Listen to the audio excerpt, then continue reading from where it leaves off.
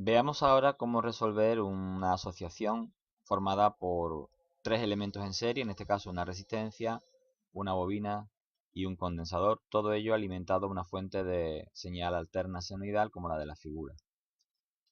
Como siempre empezaremos por calcular los valores de la reactancia inductiva y la reactancia capacitiva aplicando fórmulas que ya conocemos. 2 por pi por la frecuencia en hercios y por el valor de la inductancia de la bobina en henrios, siempre unidades fundamentales para que la XL venga expresada en ohmios. Y el valor de la reactancia capacitiva, que será 1 partido 2 pi, frecuencia en hercios y capacidad en faradios, de tal manera que la reactancia capacitiva también aparezca en ohmios. Eso nos permitirá dibujar el diagrama vectorial de resistencia, reactancia e impedancia total. Observar que ahora aquí lo que vamos a hacer es, al ser tres elementos que están en serie, tres vectores, vamos a sumarlos. Para ello habrá que tener en consideración su dirección y sentido. La resistencia, como siempre, eje horizontal hacia la derecha. Donde termina la resistencia, ponemos el vector verde que representa a la XL, a la reactancia inductiva, de tal manera que terminará aquí arriba. Y donde termina XL, a continuación, hacia abajo pondremos la XC, puesto que se trata de parámetros que tienen dirección contraria. Las XL ya sabemos que se representan eje vertical hacia arriba y las reactancias capacitivas eje vertical también, pero hacia abajo. De tal manera que vamos a obtener un triángulo rectángulo en el que un cateto será la resistencia, el otro cateto es este segmento que tenemos aquí, que será la resta de la XL menos la XC, es decir, tenemos que restar las dos reactancias, la inductiva y la capacitiva, puesto que tienen sentidos contrarios. Este sería el otro cateto. Y por último, la impedancia total, que es el vector azul que tenemos aquí, que será la hipotenusa del triángulo rectángulo.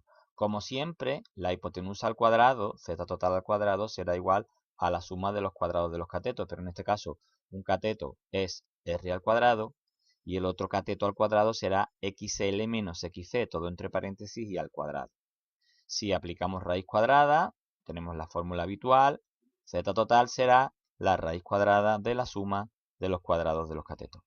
Hay que tener cuidado, puesto que el cateto, en este caso, que está justo opuesto al ángulo, es xl menos xc. Habrá que restarlo y posteriormente el resultado elevarlo al cuadrado.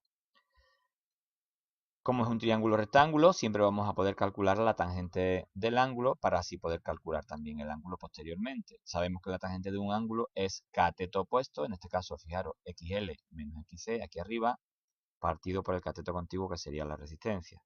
Esto nos dará un número, un cociente, sin unidad, y aplicando la función inversa de la tangente en la calculadora, podríamos obtener el valor del ángulo phi para posteriores cálculos.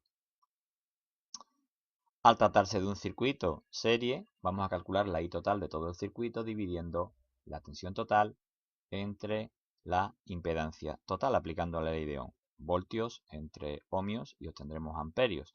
Si la impedancia hubieran salido kiloohmios, pues sería voltio entre kiloohmios y la unidad de la intensidad serían miliamperios.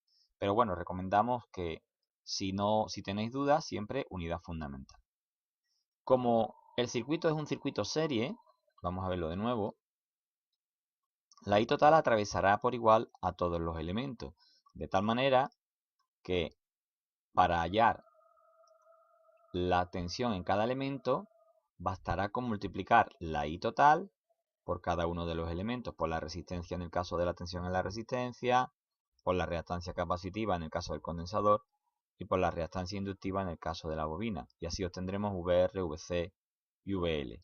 De nuevo tendremos un triángulo de tensiones que en este caso, observar, la tensión en la resistencia es horizontal, VL hacia arriba, el vector verde, y donde termina VL hacia abajo, la VC.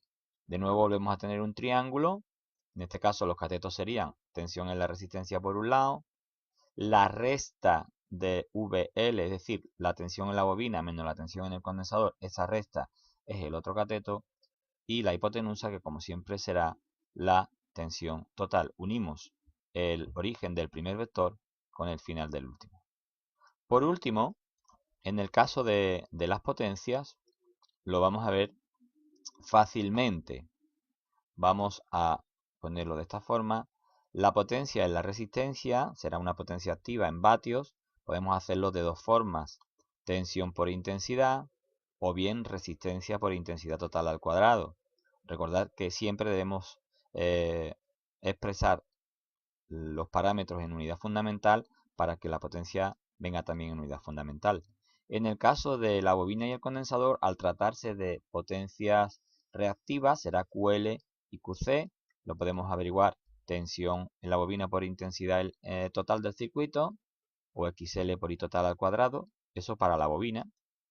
En el caso del condensador, VC por I total, la tensión del condensador por la intensidad total, o la reactancia del condensador por la intensidad total al cuadrado. Y para la potencia total aparente, como siempre, V total por I total. De nuevo, tendremos nuestro triángulo de potencia, en el cual la potencia activa de la resistencia será el cateto contiguo, el cateto opuesto sería la resta de las potencias reactivas en la bobina menos la del condensador. A la QL, vector verde, le restamos la QC, vector rojo, de tal manera que este cateto es Q total, la Q total del sistema. Y para hallar la potencia aparente basta de nuevo con unir origen del primer vector con final del último. Este triángulo nos puede permitir hallar también la potencia activa y en este caso la potencia reactiva total del sistema aplicando trigonometría a este triángulo. Sabemos que el coseno del ángulo φ sería cateto contiguo P partido por hipotenusa S. Lo tenemos aquí. Si lo que queremos es hallar la potencia activa, esta S pasaría a este lado multiplicando y obtendríamos potencia activa igual a potencia aparente S por el coseno de φ.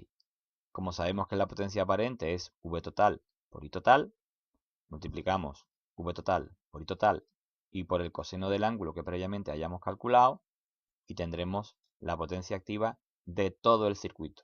En este caso hay una sola resistencia, pero si hubiera habido más, haciendo esta multiplicación obtendríamos la potencia activa de todo el circuito, es decir, de la suma de todas las potencias que haya en las resistencias del circuito serie. En el caso del seno del ángulo, como siempre, cateto opuesto, en este caso Q total, como tenemos aquí representado, partido por la hipotenusa potencia aparente. Despejamos la S que está dividiendo, pasaría multiplicando, como tenemos aquí, Q total es igual a potencia total aparente por el seno del ángulo. Pues, de nuevo, V total por I total por el seno del ángulo.